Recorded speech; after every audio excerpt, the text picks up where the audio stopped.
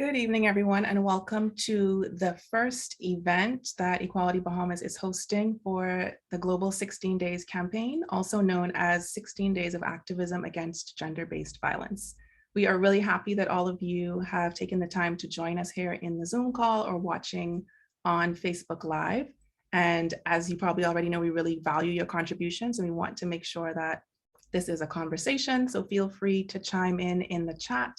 I will be engaging Ardra just for about 20 to 25 minutes. And then at that point, we will open it up for fuller discussion. And you'll be welcome to unmute yourself if you would like to speak directly to Ardra or to everyone in general about what we're talking about.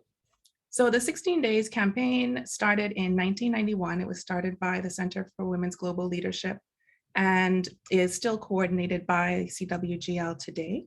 And I'll let Ardra tell you a little bit more about that in a second. And there are two themes. One is part of a multi-year focus that started in 2018 on violence in the world of work that was set to align with the push for the ratification of ILO's Convention 190, which is on eliminating violence and harassment in the world of work. And we'll be sharing some resources about that soon. We talked a lot about that campaign last year. We'll find the links to the conversation that Ardra was also here for with Simone Bowe, who is a human resources professional, talking about C-190 and how we can get that ratified here in the Bahamas. I think at the time, maybe 4 or 5 countries had ratified, and now we're up to 9. So we're moving upward, and we want to make sure that we get the Bahamas on the list, and maybe we can be the first country in the region, although it looks like Barbados might beat us to the deal. We'll see. But the 30th anniversary theme is femicide. And that's not a word that we really use in the Bahamas. It's not a category.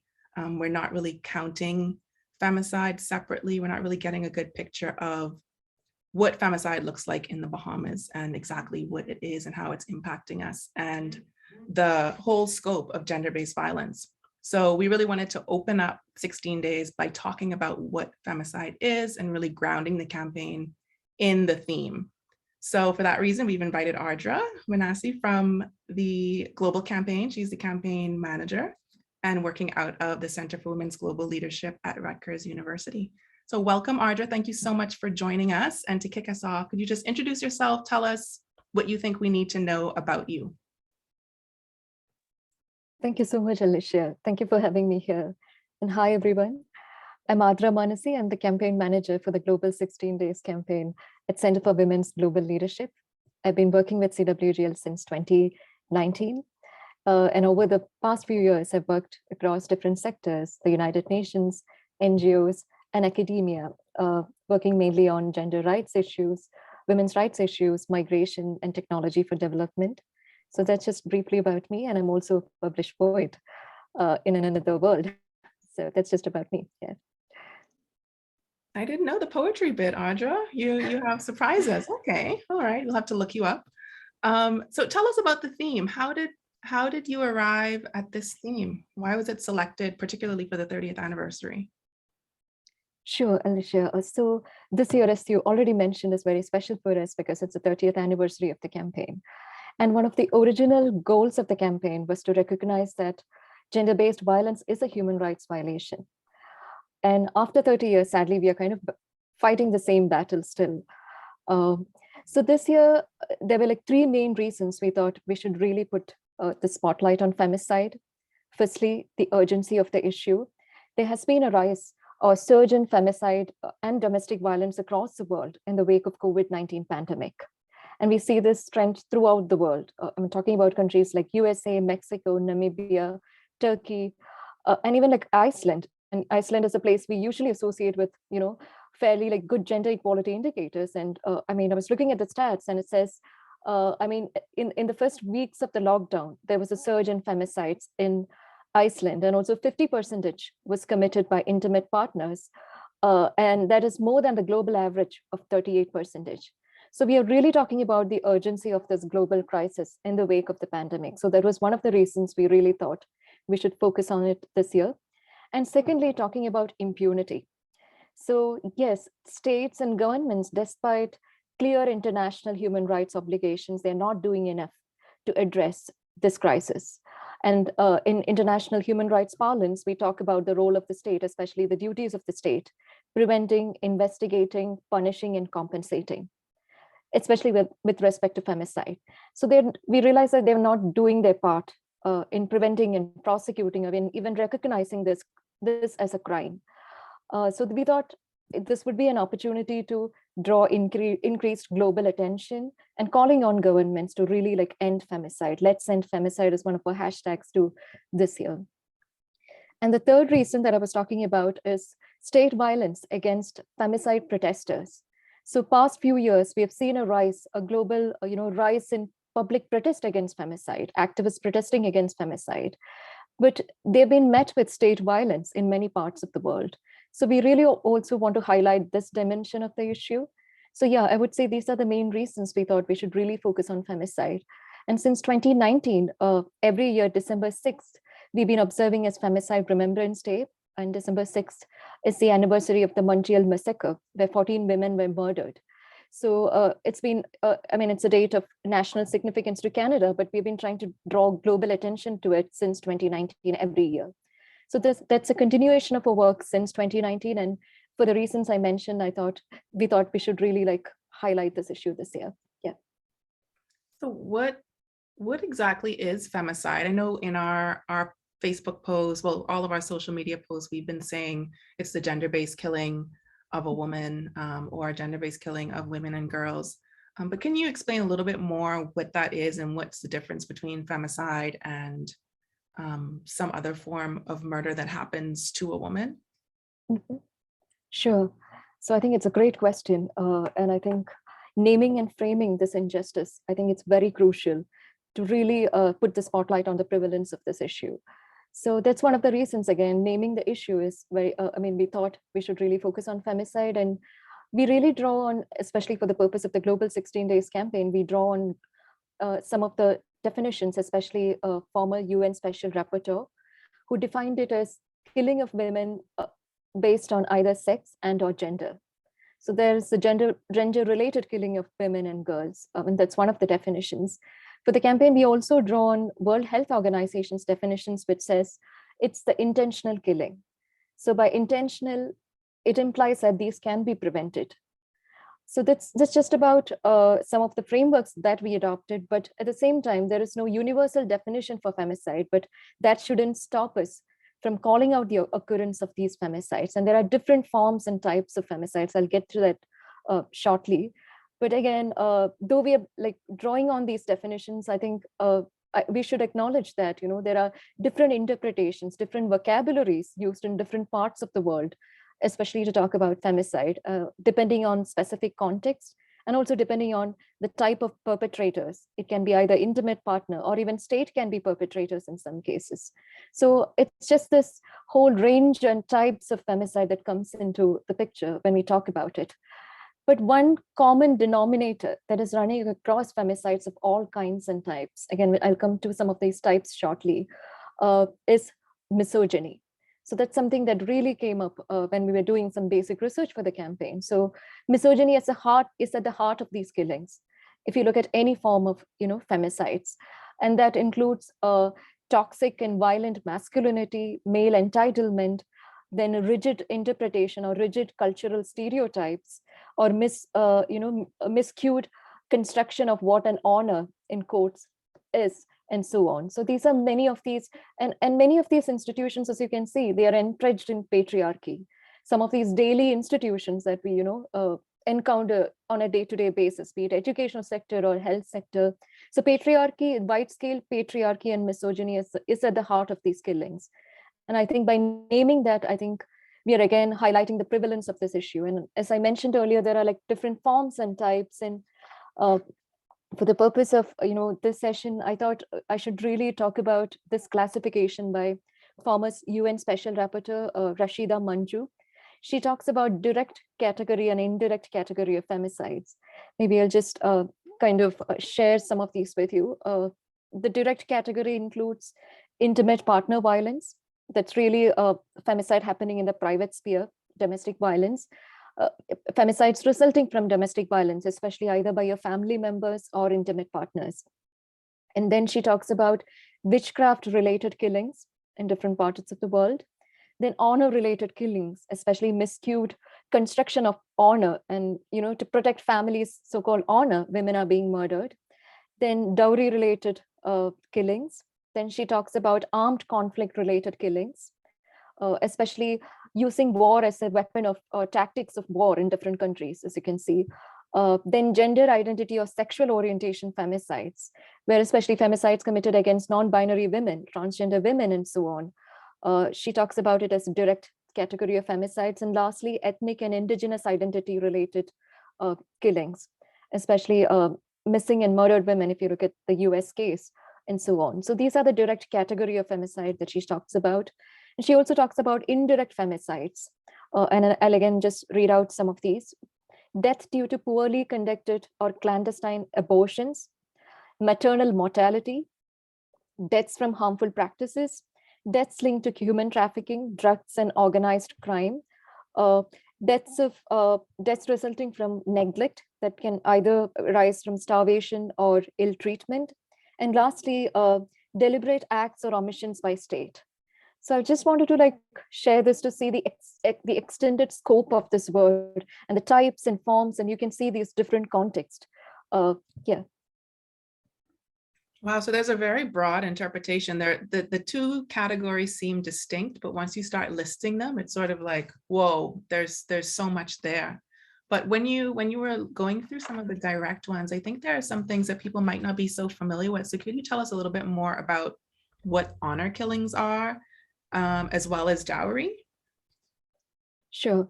So honor killings, I mean, again, as I mentioned, it depends. I mean, it is actually based on a miscued or mistaken construction of what honor is. So, for instance, a woman chooses to marry out of a caste, especially in places like India, there is a caste system, a rigid caste system. So she's supposedly, if she marries out of a caste, the family thinks that it is their responsibility to protect the honor, and this woman is murdered. So just for standing up for her own rights, she can get murdered in the name of family honor. So that's been increasingly prevalent in many parts of South Asia, including India, honor killings. Then dowry deaths are economically motivated. So dowry is a practice where the bride's family pays a substantial amount to the groom's family when marriages happen. So when this really, I mean, it's like a bride price in that sense, given to the groom. So mainly women are harassed in the name of dowry in their, familial or partners' households, where there are times when they are harassed and they are forced to commit suicides, and that becomes suicide femicides, or they are even murdered in their partner's house because they might say that, okay, the money is not enough, or they're just harassed in the name of this whole practice of dowry. So these are I hope I've clarified it, but these are two. Again, these are prevalent in India, Pakistan, Iran, and so on, the dowry deaths or killings. Okay, so it's like the husband's family isn't satisfied with the amount that they receive, exactly. And so for that reason, they mistreat the exactly. woman, and this could lead to their violence against her, as well as ending in suicide, death by suicide. Exactly, yeah. And then on the indirect, there was quite a bit in there, but one that stood out to me was botched abortions. So this is something that is counted in femicide, even though it's not necessarily someone trying to cause harm or trying to kill someone. But would that be considered sort of state sanctioned because the service isn't available? There's not access to the resource, or what's the rationale there? That's an interesting question. I think it really raises all those questions, right, to reproductive health services. If it's denied by the state, I think it's a violation there. But yeah, forced abortions, especially in the context of child marriages. And especially for the campaign, we also want to look at femicide through a life cycle approach as risks and killings faced by women throughout their lives. So if you look at infancy, then childhood, adulthood, and elderly women are also, also face these gender-related killings.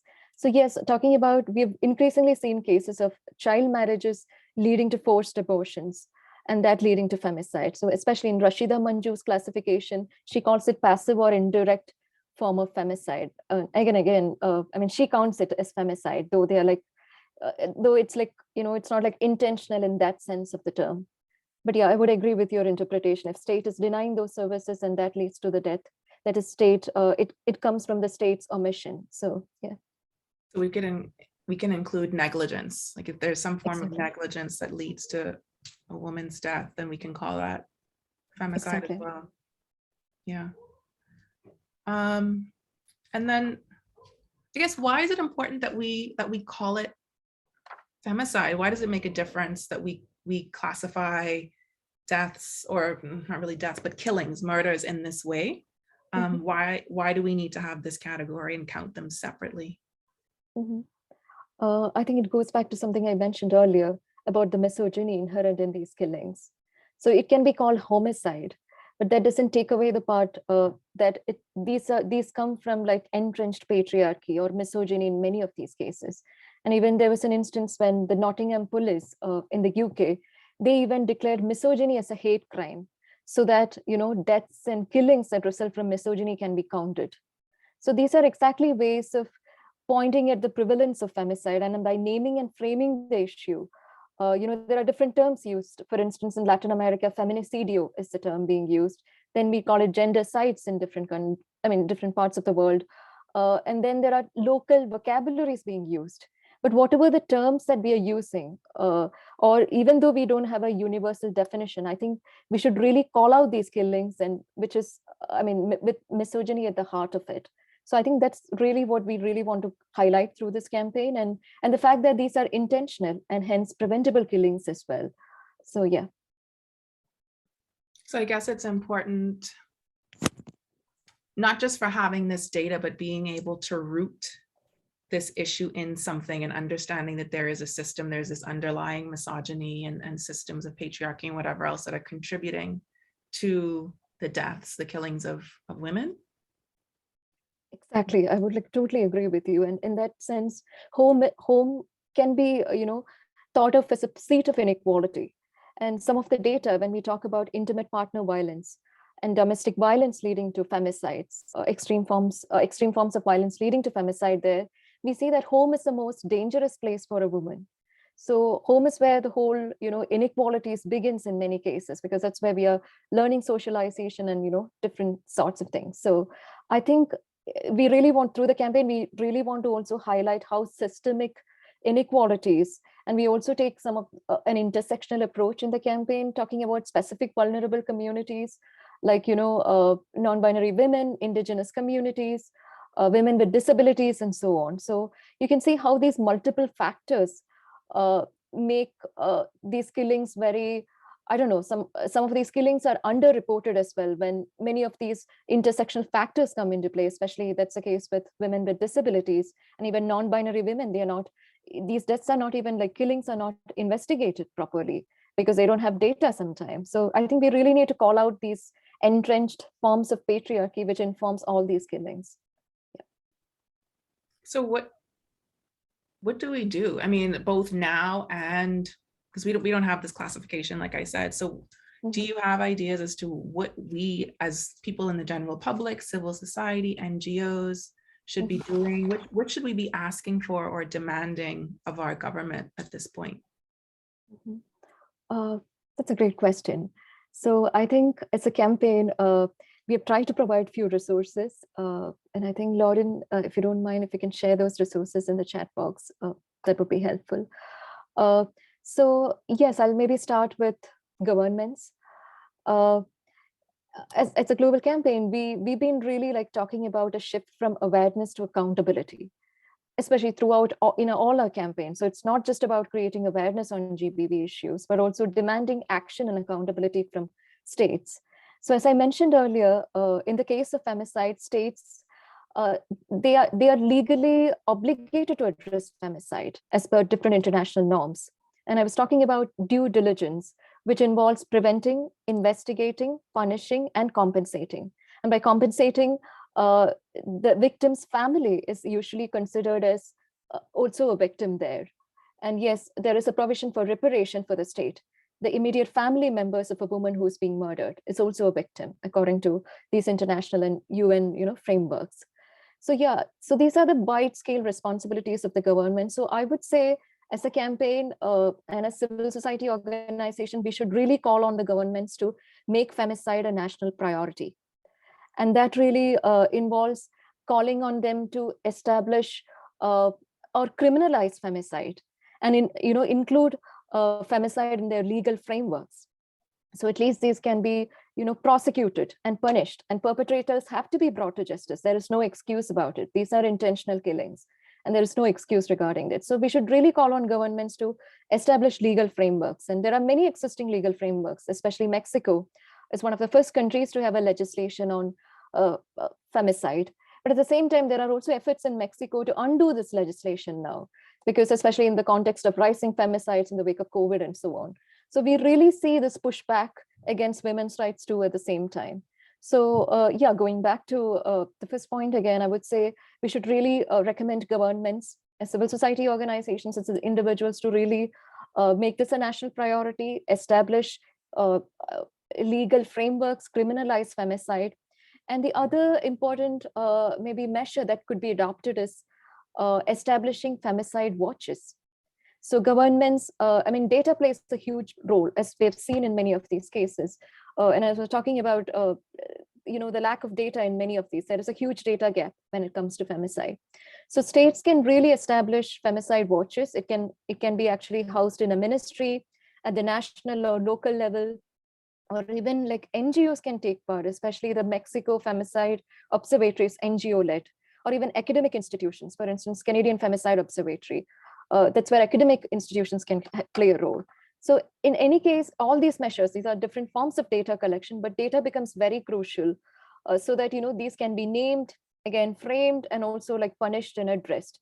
And we can collect data on the types of femicide or based on types of perpetrators. So in some cases, intimate partner is the perpetrator. In other cases, it can be a total stranger, a non-intimate partner is there, or even like in armed conflict, state is a perpetrator there. So there are different perpetrators. So these can be classified, and also you can urge the states to develop maybe indicators to measure femicide.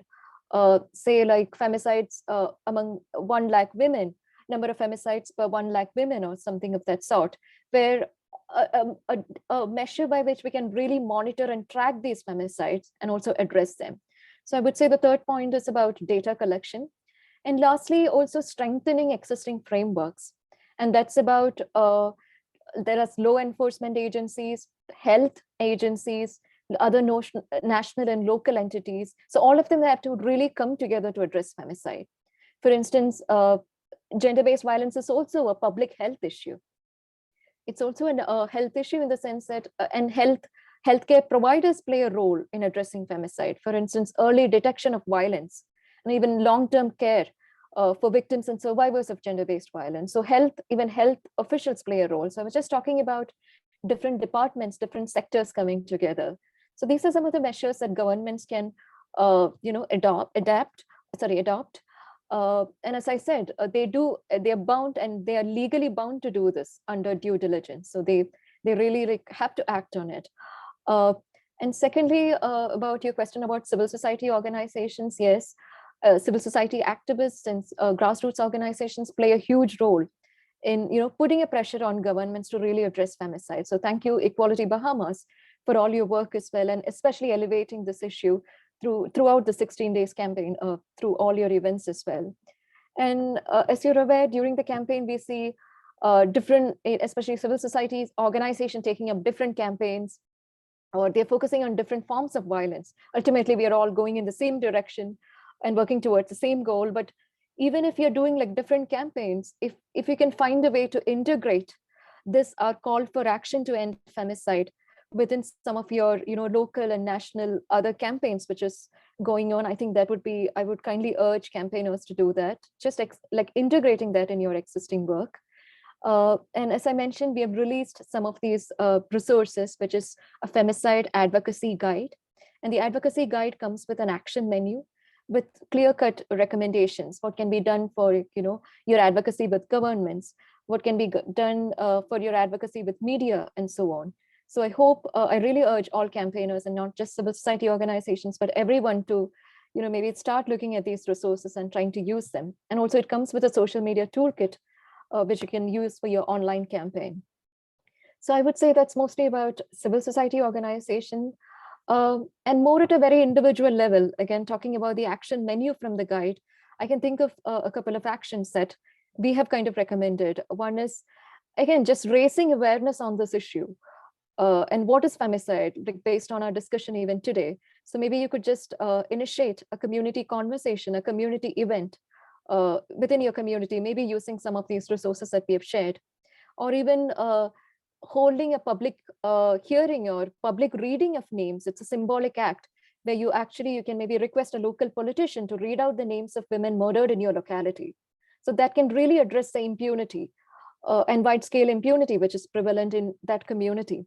Or even like initiate a community survey within your community. This can be led by civil society organizations too. But organizing community surveys to really understand the scope and extent of femicide within your community. And additionally, again, urging your I know you're from different countries, you might be from different countries, so naturally urging the highest authority, the state authorities, to really put in place urgent measures. And we have provided few sample letters and templates in the advocacy guide, which you can use and adapt and translate. So please feel free to use that. And also like letters to maybe write to the Ministry of Health or Ministry of Law and so on, to really address and prioritize femicide. So these are the broad kind of actions for individuals. And lastly, of course, social media, since it's an online campaign too, please do follow us at 16 Days Campaign is our Twitter handle, as well as the Facebook handle. So please do follow us for any other update. And we have also released a public calendar, which is publicly available, which lists some of the upcoming events. So please do feel free to join us. And lastly, we have also a digital map of events where we really feature events throughout the world. So if any of you are organizing an activity at the, a meeting activity, anything related to the campaign, please do submit the details to us so that we can feature you on a map.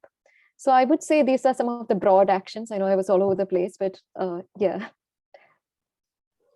Well, you've given us so much to think about, and I think we have some work to do just in the thinking and conceptualizing, thinking about femicide and what it looks like in our context and what we can do about it. Because I think one of the issues, Ardra, maybe you could help us think through, is that when we start categorizing and counting the killings of women, it's after they've already been killed.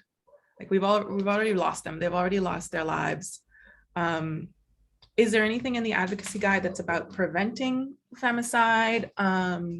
Because I know that collecting this data and sharing this information can help us in the long run to end it, but is there anything that we can be doing now as interventions to ensure that we prevent femicide in the future? And for those who've joined us, get ready with your questions, because I'm about to open up as soon as Ardra answers my my question about, sort of collecting data and reporting versus trying to prevent.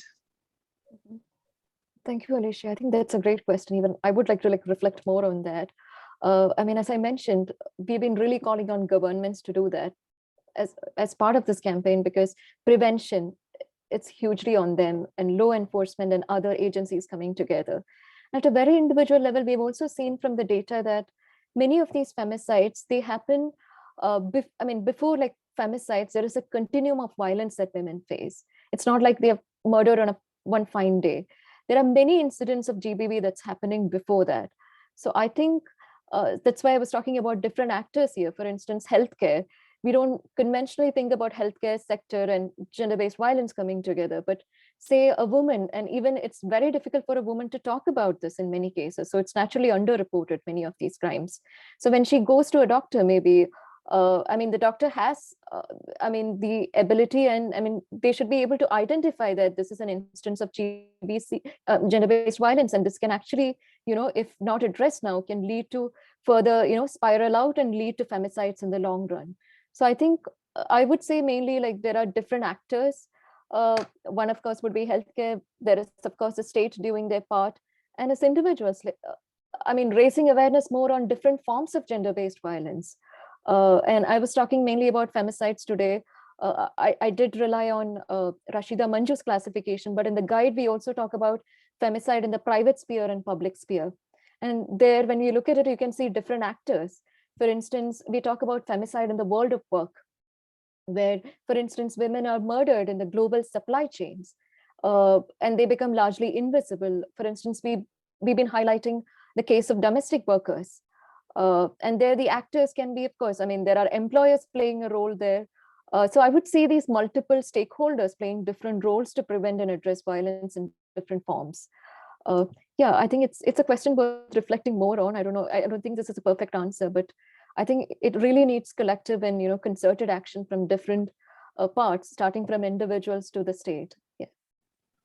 Yeah, so it really goes back to knowing the issue, understanding the issue and what's at the root, and figuring out who needs to do what about it, because you just talked about employers. So we're looking at the corporate world.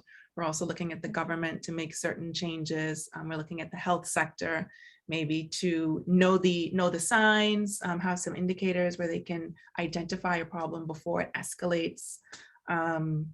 Even in terms of law enforcement, because in many cases, the police don't know how to safely and effectively intervene, or maybe they're not interested in intervening. Here in the Bahamas, we've been having a lot of conversations in the past few weeks because there have been some very public cases of gender-based violence. And, a lot of people are saying, when you call the police, they don't want to come. Or sometimes they tell you that, well, we've responded to that particular household too many times, we don't want to come anymore.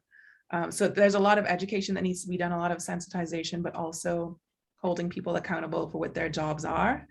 And also thinking about, in some cases, whether we're depending on the wrong group of people to make the interventions, and what kinds of systems we actually need to build for ourselves. And we're actually very fortunate right now to be joined here. We have Dr. Patterson from the Bahamas Crisis Center. And I don't know if anyone knows these issues and firsthand accounts better than Dr. Patterson, who's been doing this work for decades and decades and every single day, and has been in the newspapers pushing for change, for transformation. Yeah, so if folks aren't, I think everybody in the Bahamas is familiar with the Bahamas Crisis Center, but for those who are joining us from other parts of the world, definitely look up their website and their social media as well. Lauren has put the links to the documents that Ardra mentioned in the chat, so you can check those out for more information about the campaign.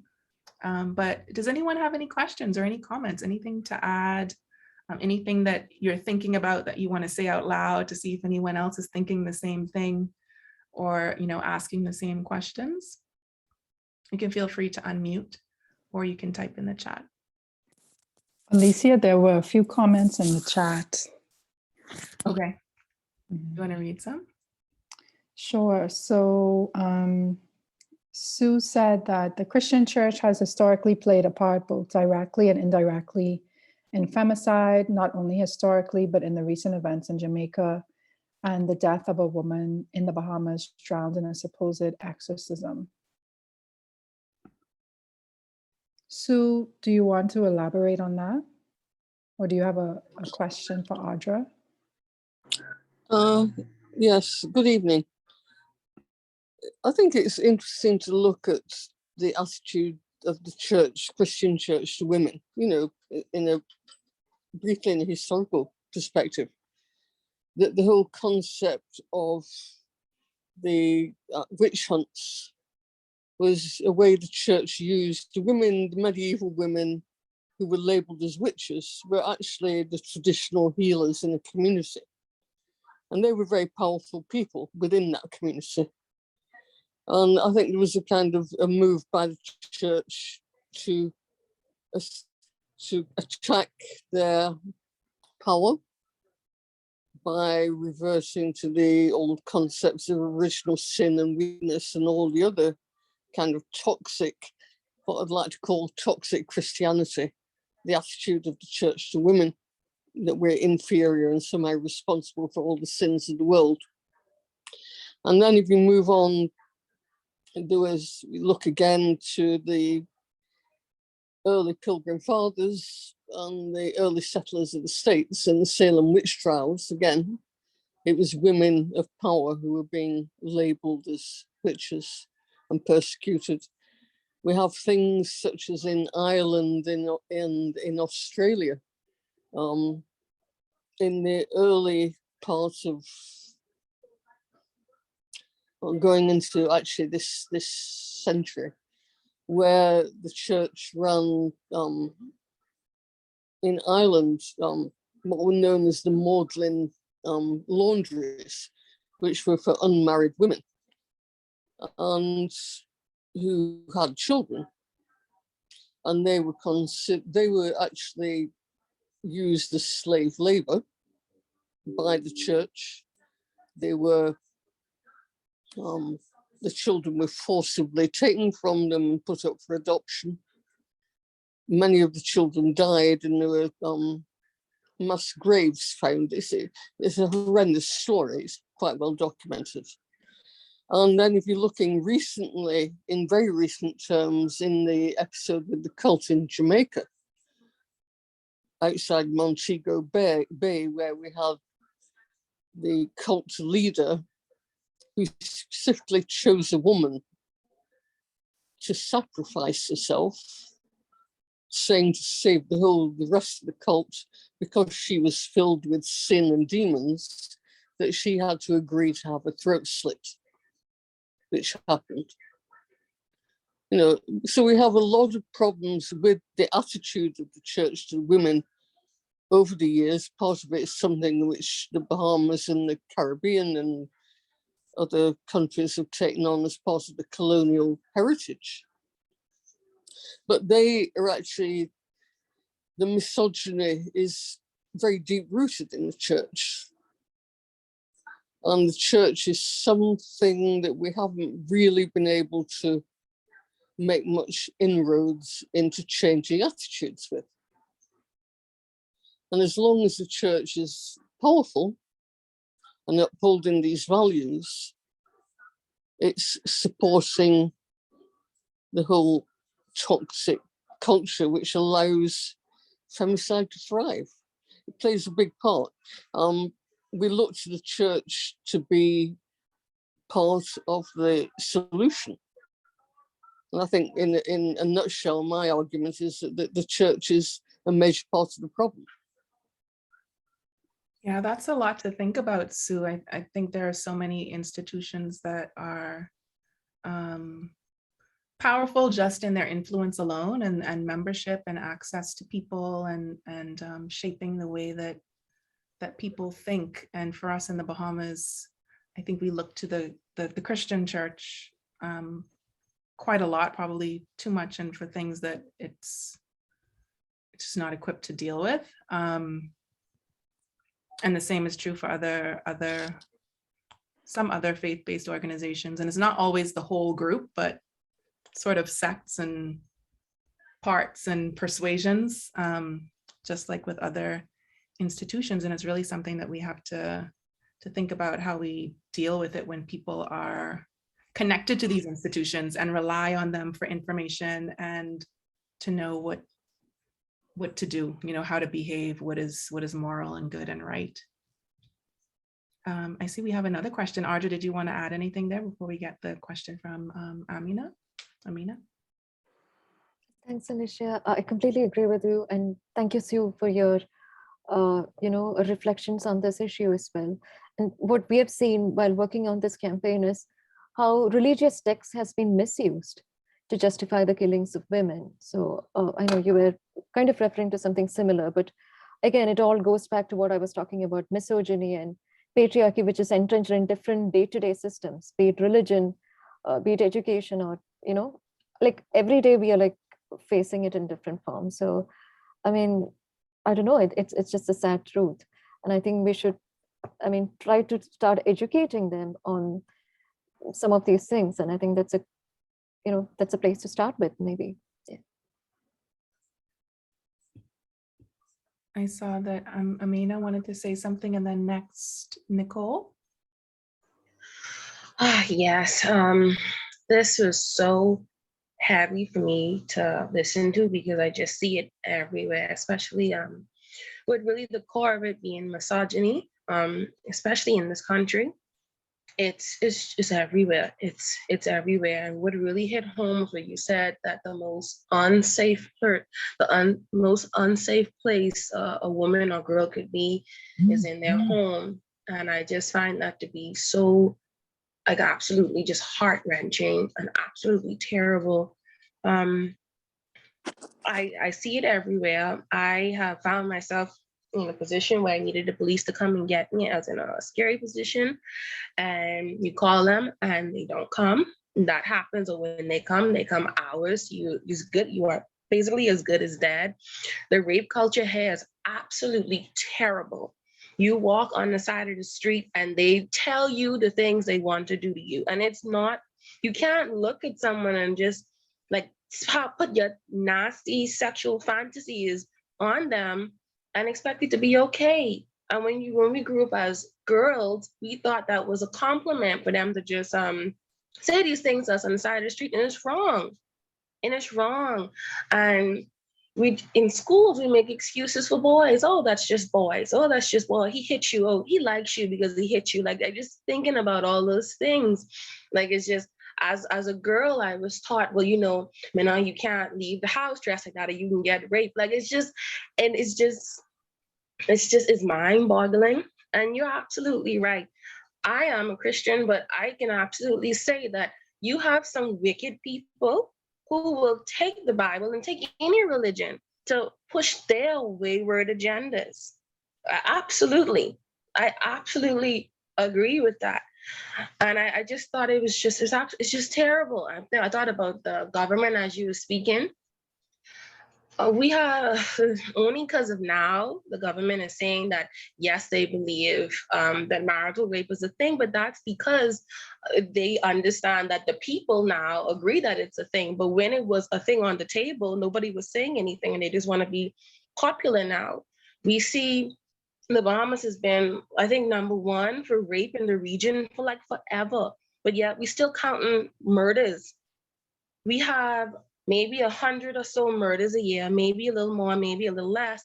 But yet on social services, when they release their statement with the Department of Statistics, we have thousands, nearly 100,000 sexual assault cases that happen all the time throughout the year. We aren't counting them. Everything's just about men killing men, as far as I'm concerned. Well, if murderers want to kill murderers, then go ahead and do the dirty work yourselves. But we women, we aren't looked at. We aren't, like, our issues, it doesn't matter. And it's hearing it is just absolutely, like, it's so frustrating. It's so frustrating because it's everywhere. It's taught us in our homes. We're taught to just, from little kids, we're groomed to just be accustomed to abuse. And we're groomed to be accustomed to, okay, well, he's a man, so he can get away. He's a boy, so he can get away with it. And I think just hearing the entire thing, it really breaks my heart because I can identify with it. And I know a lot of women who've also identified with it. And I could say it myself. I went to the police station when I was 16. I had a problem with a man. And they gave me some officer who was supposed to keep tabs on me. And in a matter of a month, he invited me to come over to his house and I was 16. I didn't go by his house, but this is a police officer. He was sexually attracted to me. So I know women who don't go to the police. I don't go to the police because they dogs too. I hate to say it, but they dogs too. They dogs in a uniform. And a lot of these men, in the court, there was a girl, she was sexually assaulted by a bus driver and he got fined, $200? Because the men, the judges, they doing the same dirt. The police officers doing the same dirt. You had that boy that was basically, he was groomed by this man, was raped by him. He got 3 years in jail. But then you have people in Fox Hill for smoking weed, they in there for years, for like 10 years. So it's just hearing the whole thing and like just observing where we are and the system where we are and the closed-mindedness. Like, we're so close to the US to just be so backwards. And it breaks my heart. It absolutely breaks my heart because it's a real problem that we have. And I don't even really know how to go about, like, with change, because at this It's a lot. It's very triggering, but it's not triggering in a way where it make me want to just tie myself to a tree. But it's very eye-opening, and it's a lot. It just is a lot. So I decided to say that. Yeah, I can hear and I can relate to your frustrations when you have personal experiences and then you read these stories in the newspaper and you observe the social commentary. It can be so disheartening and feel like, why bother? What is there to do? It's hard to know where to start. And I think that's one of the reasons that we show up. It's one of the reasons that we have these events and we come on, and so we can talk to each other and we can sort of validate each other's experiences and concerns and say, yes, you're right. This is ridiculous. This is wildly stupid. This is disheartening. Yes, I do want to go in the bathroom and have a good cry and then come back, And I think that's part of the work too. And I don't think I knew that at the beginning, but now I recognize it as a part of the work, being able to commiserate. I think we kind of get caught up on like production, like we want to be productive. We want to like figure out the action. And I'm very much that person. I want the action, but I do think that we need spaces to talk about what we've experienced and how we're feeling, spaces for healing and to re-energize. And that's what comes to me when I listen to you, Amina. So I'm really grateful that you shared what you did. I think everyone listening could feel and hear and relate, to everything. My grandmother told me that, Amina, a woman's name is written in pencil and a woman's name is written in pen and a man's name is written in pencil. That same I could say his name, Randy Frazier, who did what he did to that girl, and now he's still inside the church. My grandma said, you remember that a man can be a dog and do whatever he wants to do one day, and then his name is written in pencil. He go around change. The Lord talk to him, whatever else happened, and he go back, everybody respect him. But a woman, you mess up once, you will hold for the rest of your life. Your name mess up for the rest of your life. And that's the truth. In all contexts, that's the truth. So thank you for hearing me with that. Oh, I needed to get that out. Thank you. Yeah, there are definitely different standards. And it's one of the reasons that we talk about gender and people get upset at the word gender, but it's the thing that we need to talk about. We need to talk about relations between people of different genders, between men and women, and how we have these different standards. Even today on the radio, there was a talk show that I had to turn it off because it was just too much, but they were talking about gender-based violence and saying that basically the cause is that women don't know their roles and men don't know their roles anymore. And we're not playing our roles properly. And so we're frustrating each other. So that's a whole other thing. Ardra, did you want to say anything before we go to Nicole's question or comment? Thanks, Alicia. And Amina, thank you so much. And we are very grateful, as I second Alicia there, that thank you for sharing that. And I'm sorry you had all that terrible experience back then. I mean, a few things struck me when you were like really talking about that experience. Of course, the aspect about home being a dangerous place. And I was thinking about some of the data that we came across. It's like 137 women are killed every day. This is based on 2017 data. 137 women are killed by their own family members every day, based on data from like 2017. I'm talking about global data there. And it's really shocking. And in many cases, I mean, there are like, it's a continuum of violence. It doesn't show up one fine day, but they've been harassed for years, maybe, or months, then that leads to femicide. So that was shocking. And the other thing that struck me when you were talking about it is the level of impunity. And in that example, I mean, the experience that you shared, especially the police being complicit, and police who are supposed to like protect and prevent and punish in that case, as we talk about the role of the state, is really turning and doing the exact opposite. And I was also just reminded of this case from UK, where I think she was Sarah Everard, and she was murdered by a police officer. And there were women last year protesting against her femicide, and they were being arrested by the same, Metropolitan Police.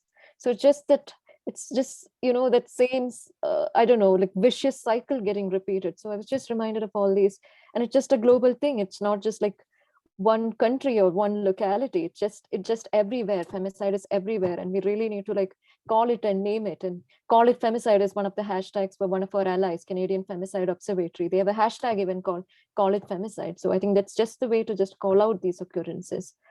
And thank you again for sharing that. Thank you, Amina. Thank you.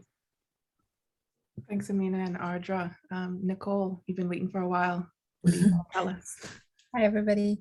I joined late, so I just wanted to add two things. I don't know if corporal punishment was spoken about at all, especially from our post-colonial experiences. It's one of the ways in which, at least the conversation here we've been having around first starting in home and then continued in school. And that could be the introduction to children to violence. There was also a very interesting question posed once: who was the first person who beat you and said that they loved you? And I, you know, it was your parent or your mother mostly. And that was kind of shocking to kind of trace that for some people, because it's also been shared around why women stay sometimes in abusive relationships, because they think the abuse is love because of some of that. It's not the same for everybody. And the second, well, I guess, was just shared, you know, how particularly activists and persons who do this work deal with self-care. There's a great book called The Revolution Starts at Home that deals with violence specifically in activist spaces, which I find is a conversation that we don't have, that sometimes some people don't always come into this space benignly in terms of wanting to help. They have their own experiences, why they come in to want to change. So just those two things I wanted to drop in.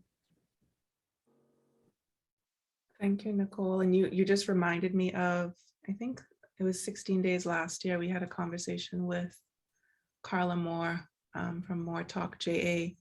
And the whole session was about personal trauma of activists, you know, and the way that we can put our trauma into our work and think that the work is going to heal us, or that like saving the world is going to heal us, and putting our own stuff on the back burner, and how that actually ends up showing up in our leadership. And that recording, just recently we put it on YouTube, so it's available if anybody wants to watch it, because it's really, it provokes thought and makes you kind of think about why you might be involved in this work, and some of the things that you need to manage on your own, and not try to do through activism. But yeah, we definitely, I don't think we focus enough on spaces for those of us doing this work, to rest and to re-energize and to engage with each other and all of that. Ardra, I'm going to send it back to you if you have anything to say. And Dr. Patterson, if you want to jump in, just let us know. I know you know all kinds of things. I wanted to share, can you hear me? Yes. Yeah, okay.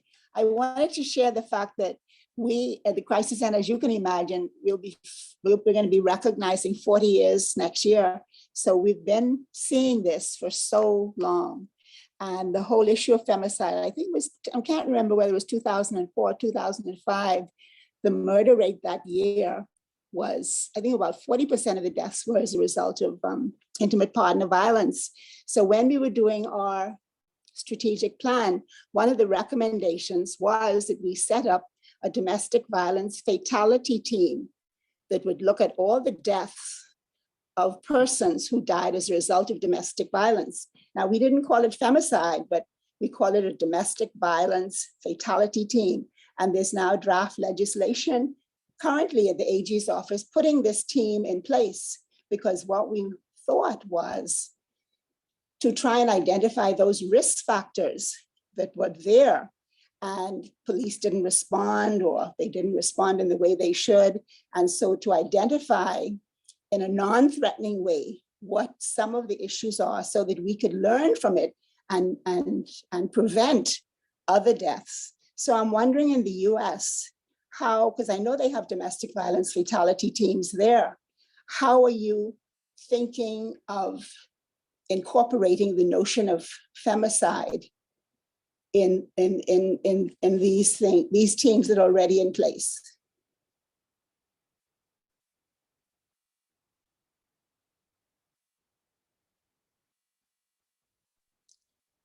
Alicia, Did you understand what I was asking? Yeah, that How question for you, Ardra, in the US, how you can, where you have these teams in place already, how are you integrating femicide into the reporting and the data collection, right, Dr. Patterson? Yes, yes. thank you, Dr. Patterson. Great to see you here.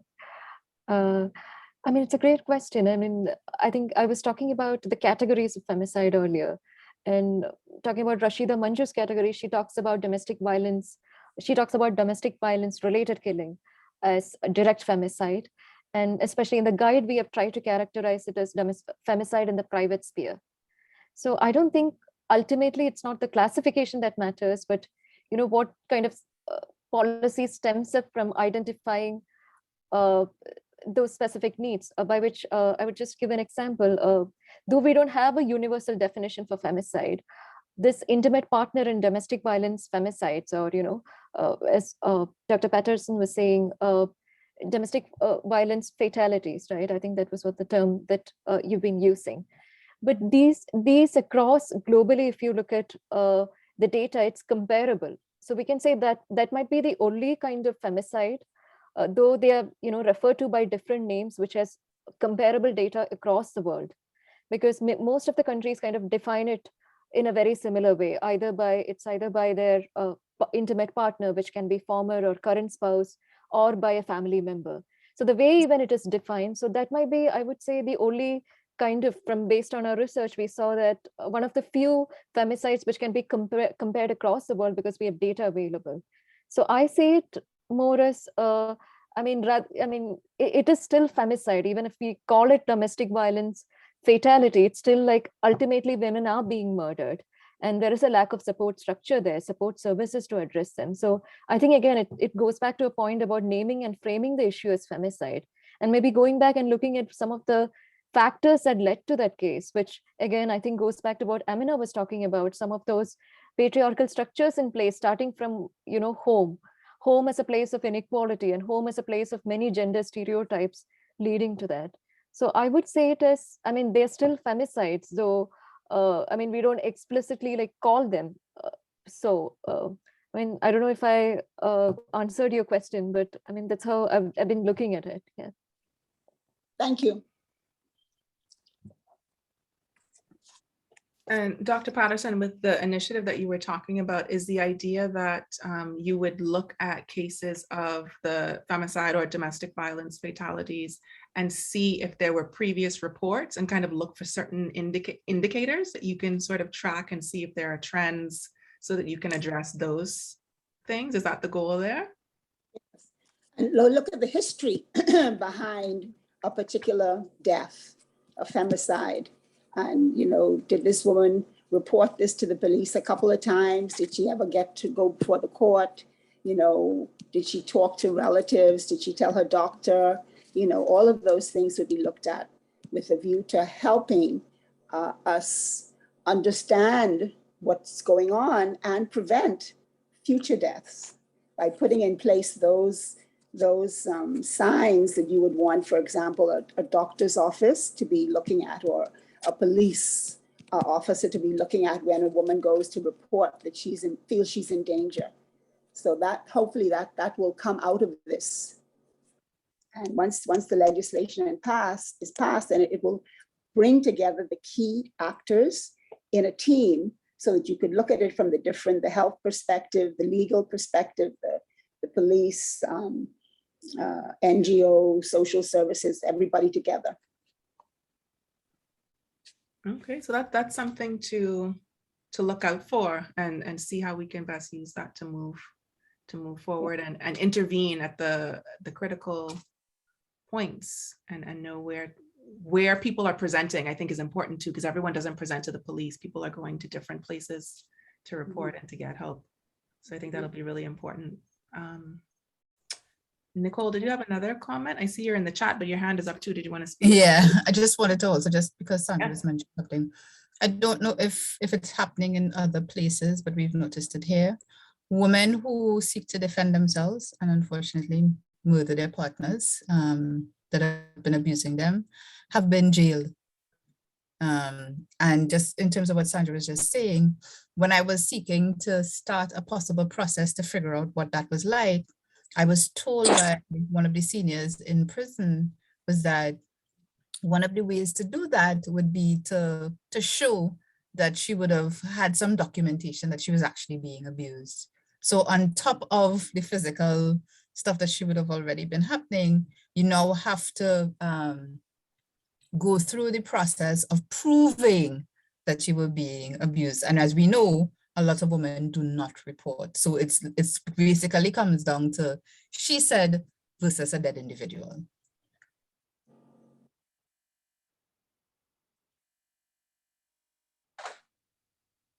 Wow, that is, I don't even know what to say to that, Nicole. It's a serious issue. I was listening to a podcast. I'll try to find the right episode to share with everyone, but it was the story of a woman, a Black woman in the US who was imprisoned. She had been experiencing domestic violence, and one night she defended herself, and I think she killed the person.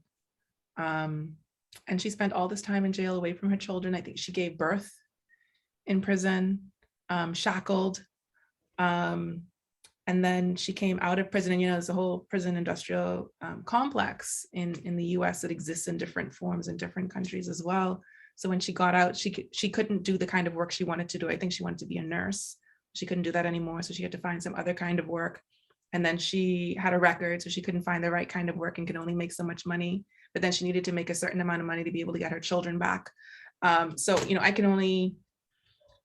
we can imagine the effects of that, of a woman defending herself and then ending up being charged with a murder and not having any evidence. Because like you said, Nicole, people don't report, they don't have evidence, and many women aren't trying to take pictures of injuries. Every woman is not physically or visually, visibly injured. So there are all these things that don't have obvious solutions that we have to be thinking about. And you make a great point in the chat as well, Nicole, saying that violence really starts at home. Corporal punishment starts in the home, you said, and continued at school as an introduction to children of violence. Yeah. And I don't think people are seeing the connection that when you grow up understanding that when you do something bad, or when people are upset with you, you get like a physical response, and don't think that that's going to be internalized, and they learn that that is their response to something that happens that they don't agree with or don't think is good. It's a difficult conversation to have in the Bahamas, and I think throughout the region, where everyone's convinced that, well, this is what my parents did and this is what their parents did, and we're all fine. Like, we're violent, but we're fine. So it's a really difficult thing for us to address. There's so many intersecting issues, right, in all these different things, and we can see how the roads converge at this one point that we're now learning to call femicide. So there are all these different parts, and I think to keep in mind, so that we don't become overwhelmed, all of us don't have to figure out all these roads. We don't have to know all these paths. If we each took one and worked together toward this point to kind of cut off some of these roads so they don't lead there. And hopefully that intersection there where femicide sits can just be overgrown with bush, and no one goes there anymore if we all just did our little piece. And hopefully over the next few days, we'll be able to figure out some of those other pieces and how to bring them together as we delve into this conversation in different ways. So we'll have a conversation looking specifically at data. We'll have a conversation specifically looking at reporting. As we know, it's a huge issue. The media really shapes not only the story, but the way that we receive it, the way we internalize it, and the way we understand issues. So we'll be having a conversation about that. And a number of others that we'll talk about as we wrap up. But I think that there were some other questions or comments in the chat. Lauren, do you have those handy to share with us in case we missed anything? Yeah, so Gokul, apologies if I'm mispronouncing, said that many femicide cases reported after the victims have lost their lives. So much examples, even from our country, India too, relating mainly to dowry. The low rate of reporting issues increases the number of cases of femicide. Do you agree with this? So does the does the lack of reporting then sort of compound the number of cases?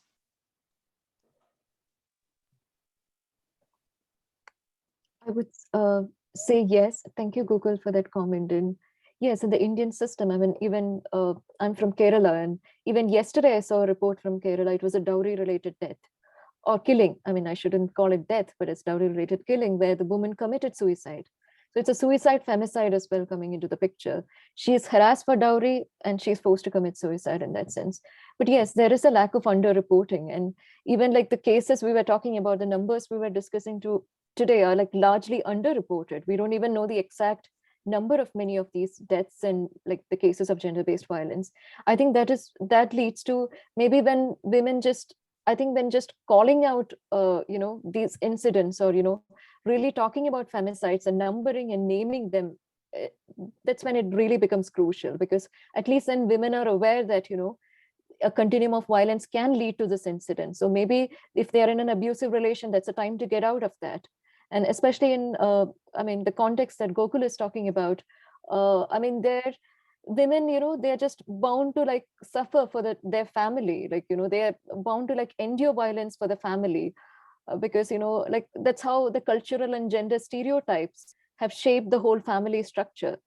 And women like continue in abusive relationship for years. Maybe it's for their children, it's just to protect the institution called family, they can be in that relationship. So it all like goes back to, again, lack of data. Yes, it goes back to, again, that point about gender stereotypes and also culture of, misogyny, and also rigid cultural stereotypes, like family is the ultimate structure there. And, ways to protect it and, endure violence for like longer periods, which finally ends in femicide. So I think it's all about calling out the occurrence of these incidents, collecting data, putting out there. And yes, Alicia, I agree with you that media plays a huge role there. Especially, I think there are many cases in Kerala and other parts of the world where dowry deaths are being reported. So there is more awareness on this issue. And dowry deaths in India, I mean, of course, it's like legally, like, there are prohibitions for that, but it's even not counted as femicide. So I think that's where we really need to call it femicide, right? So I think it also kind of goes back to whatever we've been discussing today. So thank you, Google, for your comment.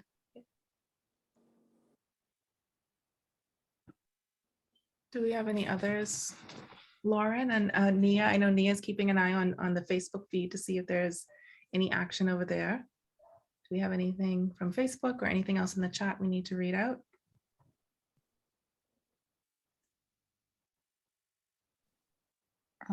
No, but I have a question. So earlier today, actually Alicia and I were on the radio promoting our campaign, and someone texted in to say that, not being able to leave a situation of violence is for the weak, right? And I think that in countries like the Bahamas, where the state hasn't done its due diligence, it becomes very easy to make it an individual issue, or to make it, something that isn't recognized as a public health issue. So, Ardra, I want to know if you could talk to that a little bit, because I think for many people, when you're used to the state not doing anything and having to do for yourself, it's easy to blame victims and to say that it's, the onus is on them to pack themselves up and leave, as if it's easy to do.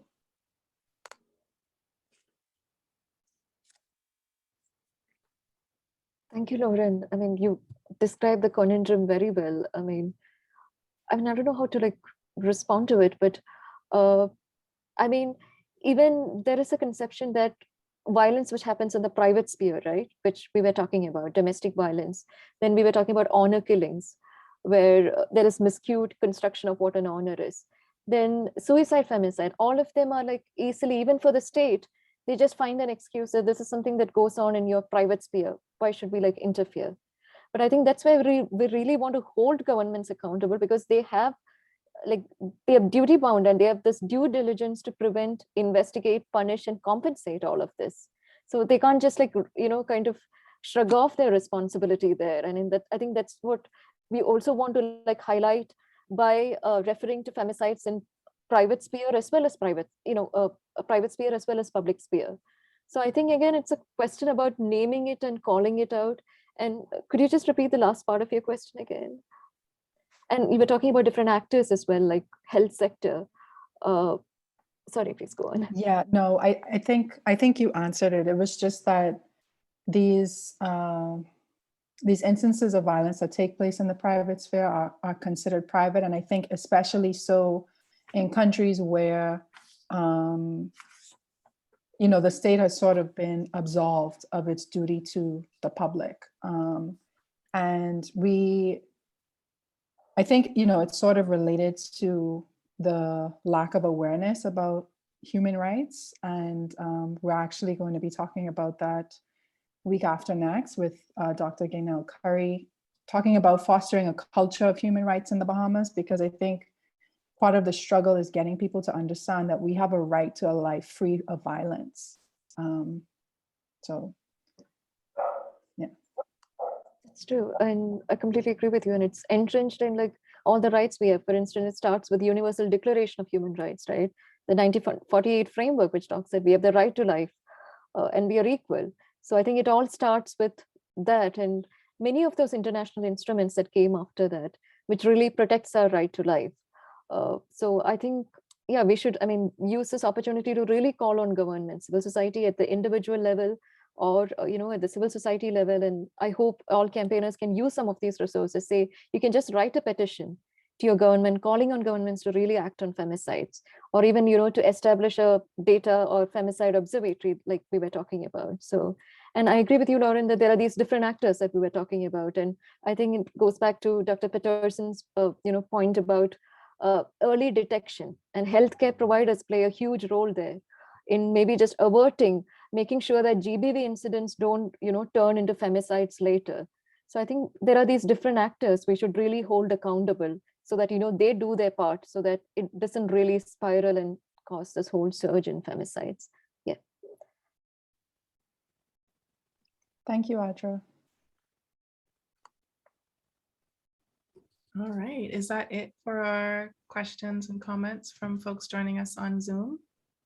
People on Facebook, you can type into the comment section. You have a couple seconds probably to do that if you want to ask a question. As Nicole saying, collecting our own data is fundamental. Yes, definitely something we're thinking about, how to do this when we can't depend on anyone else to do it. We can't depend on the government to do it. Like, does that mean monitoring the news and creating our own sort of wikis, or, coming up with ways to do it on our own?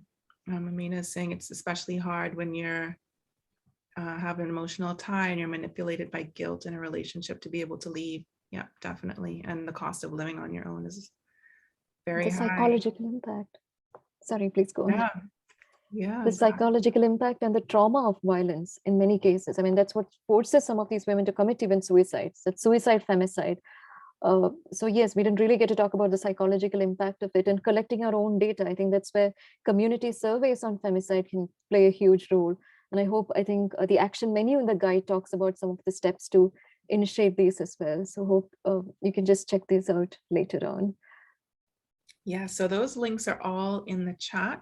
Just scroll and you'll find them. We will also post them in the comments on the Facebook Live, and we'll post them separately as well on the Facebook page so that everyone can have access to the advocacy guide. There are lots of great social media graphics that you can post along with your own captions. Dr. Patterson, was your hand up? Did you want to say something? I just wanted to say that this fatality team that we're putting together will have the responsibility to look into suspicious deaths, look into persons who might have killed in self-defense in an intimate partner relationship. So I see that as having great potential for us to get the kind of information that we need. So hopefully if we can get the AG's office to pass this, we'll have an opportunity to get the kind of data that you're talking about. Definitely. And is there anything that we can do, Dr. Patterson, to nudge this along? Of course, you send a letter to the AG's office. Anyway, we can talk later about it. Yeah, for sure. Okay, sounds good. And I see Lauren is putting those links in the chat again. Make sure you save those links. We'll also, Lauren, put in the link for the overview where you can see the full list of events we have coming up. So this is the first one. We have 9 more ahead of us. Lauren, can you tell us what's next? What's coming up? Yeah, so on Saturday, we have a session called Femicide Around the World, where we will be in conversation with 4 incredible women, bringing perspectives from the Middle Eastern, North Africa region, Jamaica, an Indigenous woman who's living in Canada, and I think the last one is, she's a representative of Islamic Relief UK. So we will be joined by them. Their names are Hasna Mokhtar, Christina Neal, Dawn Lavelle Harvard, and Shahin Ashraf. And that is happening this Saturday at 12 p.m. Eastern Standard Time. You can register at tiny.cc/16days2711. And then on Monday, we will be talking with a local attorney at law, Marion Bethel, who is our representative on the UN CEDAW committee. So we will be looking at a couple articles from CEDAW, articles 7, 11, 12, and 14. These articles focus on political and public life, employment, health, and rural women. And CEDAW is the Convention on the Elimination of All Forms of Discrimination against Violence Against Women. So those articles look specifically at violence in political life, in the health sector, the ways in which rural women are affected by violence, and so on. So please join us for that on Monday. It is at 6 p.m. on Zoom, and Alicia has put the registration link in the chat.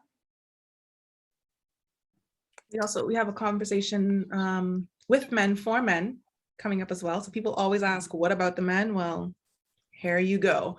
There's a conversation that will include Stephen Thompson, who is a mental health practitioner, Dominic Duncombe, who is a regular at Women's Wednesdays, always there listening and sharing ideas, and Lagi Saru from Fiji, bringing a Pacific perspective to the conversation, and that will be moderated by Todd Sargent, who is the acting political and economic chief, I believe it is, at US Embassy. So that'll be a whole man team, a man space. It will just be on our platform. So tell the men in your lives, share it online so that they can join the conversation about gender-based violence and how it affects them and how they are complicit and all of these things that are very important to discuss. I think that is it. Lots of links there in the chat for you. If you weren't able to grab them all, don't worry. Find us on Facebook, Equality Bahamas, facebook.com/equality242. We'll reshare everything there. Hoping to see you on Saturday at noon. We really think that this is going to be a great conversation on Saturday with these women from all these different places, different perspectives, from MENA, from South Asia, First Nations in Canada, and of course the Caribbean perspective coming in from We Change in Jamaica. So please join us for that one. Thank you to Ardra again for joining us from all the way from the campaign in New Jersey. Really great to have you explain femicide and why this is the theme and why it is so important for us to put a specific focus on this issue. Thank you to Lauren and Nia, always and forever there to manage the chat and to help plan events and make sure things go well. We have an incredible team, very, very fortunate.